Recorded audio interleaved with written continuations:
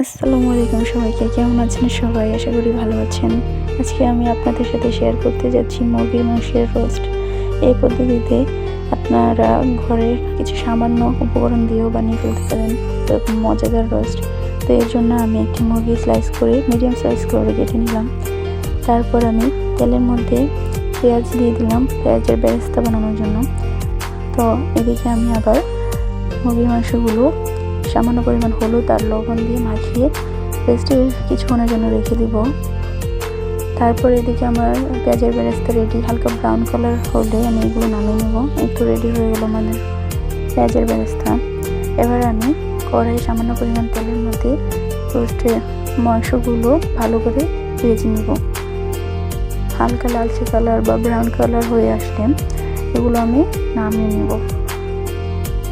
এই তো প্রায় হয়ে গেছে। এবার আমি মাংসগুলো নামিয়ে নিব। আরেকটি কড়াইয়ে এবার আমি সামান্য পরিমাণ তেল দিয়ে তার মধ্যে পেঁয়াজ কুচি দিয়ে দিব, সাথে সামান্য লবণ দিয়ে পেঁয়াজ কুচিগুলো সামান্য ভেজে দিব।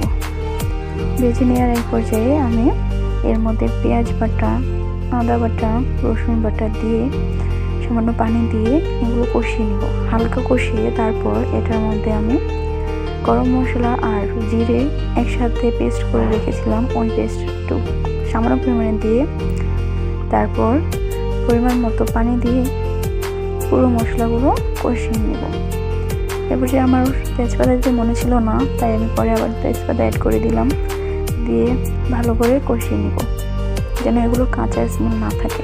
এখন আমি স্বাদ মতো মরিচের গুঁড়ো দিয়ে দিব কালারের জন্য, হলুদ গুঁড়ো দেওয়া যাবে না। আর আমি কাঠবাদাম একসাথে পেস্ট করে রেখেছিলাম, ওইটুকু দিয়ে দিলাম।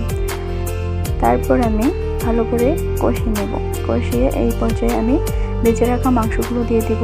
মাংসগুলো দিয়ে ভালো করে নেড়ে চেড়ে মাখিয়ে নেব যেন সবগুলো মাংসের ভিতরে মশলাগুলো চলে যায়। এই তো এখন আমি লিকুইড দুধ আগে থেকে জাল করে রেখেছিলাম, ওইটুকু দিয়ে দেব আর গুঁড়ো দুধ দিয়ে দিব, সাথে টমেটো সস দিয়ে ঢাকনা দিয়ে কিছুক্ষণ কষিয়ে নেব। কিছুক্ষণ কষানোর পর আমি ঢাকনা খুলে সাথে কয়েকটা কাঁচামরিচ অ্যাড করে দিব। আবার ঢাকনা দিয়ে কতক্ষণ কষিয়ে নেব। তারপর নাড়াচাড়া করে নিব যেন নিচে মশলাগুলো লেগে না যায়। তো তারপর আমি এদিকে পেঁয়াজের বেরেস্তার সাথে গুঁড়ো দুধ ভালো করে মাখিয়ে নিব। এবার রান্না করা মাংসগুলোর মধ্যে আমি মুরগি মাংসের রোস্টের যে মশলা, ওই মশলাগুলো কিছু পরিমাণ দিয়ে দিব আর পেঁয়াজের বেরেস্তা আর গুঁড়ো দুধ দিয়ে মাখিয়ে রাখার মিশ্রণটি উপর থেকে ছড়িয়ে দিব। দিয়ে ঢাকনা দিয়ে কতক্ষণ রান্না করব। এই তো 80% প্রায় কমপ্লিট। এবার আমি ঢাকনা খুলে কিছুক্ষণ এগুলো রান্না করে নেব যেন ঝোলটুকু কমে আসে এবং রোস্টের গ্রেভিটা যেন পারফেক্ট হয়। এই তো রোস্টের গ্রেভিটা যখন আমার মনে হবে যে পারফেক্ট পর্যায়ে এসেছে, তখন আমি এগুলো একটা বলের মধ্যে নামিয়ে নিলাম। এবার উপরে পেঁয়াজের বেরেস্তা ছড়িয়ে দিয়ে এই তো পরিবেশন করব এবার মজাদার মুরগির মাংসের রোস্ট। এই পদ্ধতি ফলো করে আপনারাও বাসায় বানিয়ে ফেলতে পারেন এরকম মজাদার মুরগির মাংসের রোস্ট।